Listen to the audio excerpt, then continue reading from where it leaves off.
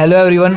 हम लाइफ में कभी ना कभी इंडियन रेलवे का सफ़र करते हैं, लेकिन हमारे सामने एक प्रॉब्लम है कि हम कैसे पता करें इस ट्रेन का कौन सा डिब्बा एसी का, कौन सा जनरल का और कौन सा आपका स्लीपर्स का। तो इसके लिए इंडियन रेलवे ने हर बोगी के ऊपर 5 डिजिट के नंबर दिए हैं, जो कि स्टार्टिंग के 2 तो ये बताते हैं कि ये डिब्बा कौन से ईयर में मैन्युफैक्चर हुआ था, और लास्ट के 3 डिजिट ये बताते हैं कि ये बोगी जनरल की, एसी के, स्लीपर्स की। तो अगर लास्ट के 3 डिजिट 1 से लेकर 200 के बीच में नंबर आते हैं तो वो एसी हो जाता है, और 200 से 400 के बीच में आते हैं तो स्लीपर्स हो जाता है, और 400 से ऊपर आ जाते हैं तो वो जनरल का डिब्बा हो जाता है। और ऐसी इन्फॉर्मेशन के लिए आप हमारे चैनल को लाइक करें, शेयर करें और सपोर्ट भी करें।